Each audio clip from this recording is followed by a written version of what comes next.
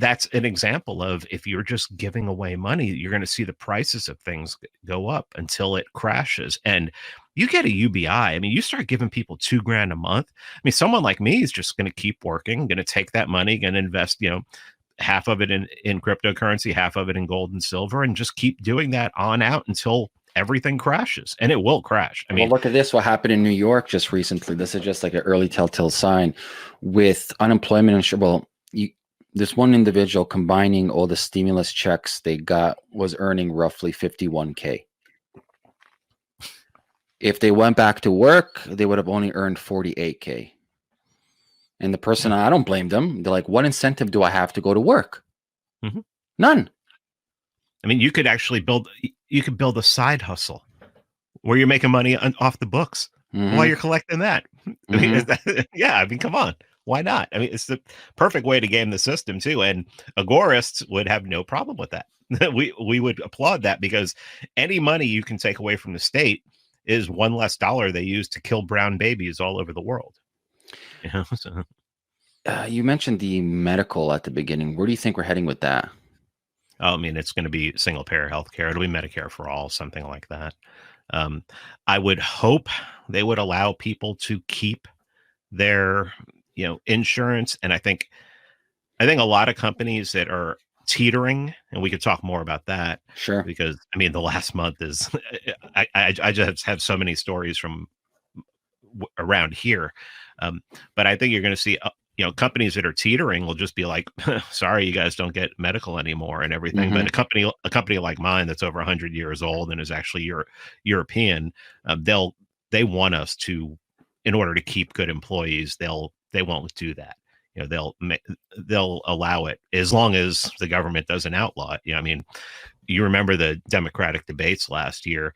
I think the first two, everybody, with the exception of like one or two people, was saying, yeah, we just can't allow private healthcare, employer sponsored healthcare anymore. We have to have it so that everybody gets government healthcare. And, that's a scary part. That's when you have to think about maybe thinking about the quality of healthcare you're going to get, and how it might be cheaper in another country. Well, I'll tell you firsthand, I'm in Canada, and we have something called healthcations, where we leave Canada with a vacation to go somewhere. I'll give you a real example.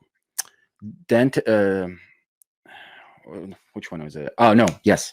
For the United States. So getting a MRI you can get an MRI in Canada. It's just going to take you forever to get one. I mean, forever. And you got to convince your doctor, well, I just want to get an MRI because I'm proactive in my health. I don't have medical issues. I just want to fucking make sure I'm okay. No. It's not medical emergency. Therefore, you might have to wait up to a year to get an fMRI. Or I can drive to Buffalo, which is an hour and a half away from Toronto, and pay cash and get my results in an hour right there at the clinic. And so if we have a socialist healthcare system, only socialist healthcare system. We don't have full-blown private healthcare system. So there's many, and like my wife's doctor, and you're limited, very limited of what you are allowed to do in a so-called private healthcare system. Like, and there's ridiculous limits. Like, you can't do all these things you fucking can't do. It's insane. And so if you look at our quality of healthcare, we're ranked very low in Canada, extremely low. I'll give credit to our healthcare system when it comes to emergency. Like, you get hit by a truck, you break your hand, you got shot. Sure, we can help you go to ER. Wait time's long, but the ER is there. Every other form of healthcare, cancer, diabetes, obesity, all preventative. Let's go preventative. We have the worst. It's just fucking junk. Like, it's garbage.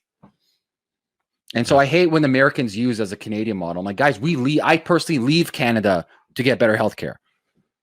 Yeah, I mean, I know of people who go to Germany and go to a private clinic and pay. Go to Mexico, private clinic and pay. I know people who've gone to Mexico to get their insulin because it's a lot cheaper down there. I went a couple of years ago. The doctor said my cholesterol was high. God, what a inaccurate science that is. But so he recommended I go get this cardiac scoring test where they basically do an MRI of your heart, of your valves, to see if you have any plaque and everything. And he told me, he said, if you pay cash, if you pay out of pocket, it'll be $95. If you do it through your insurance, it's going to be about $800. And then what's your deductible? He asked me. And I'm like, yeah, I'll pay the $95.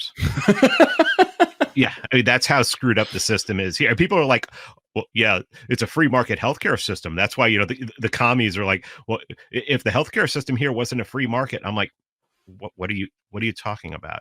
Obamacare was literally fascism, where he just basically reduced the medical system into the hands of like 5 different companies, and you couldn't use any other company. It was like, that's a free market? No, that's literal fascism.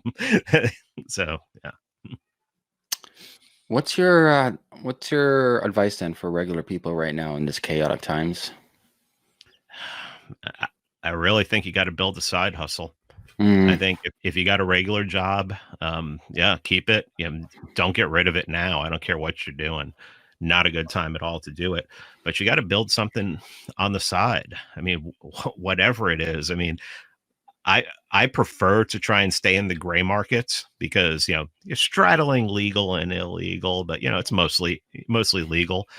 If you want to get into the black markets, then you do that on your own accord. I've operated in the black markets before, but you are taking a risk. But still anything. I mean, I know this sounds insane, but or like a Twitter hashtag, but learn to code or something like that. I mean, it's always that's going into the future. That's going to be needed.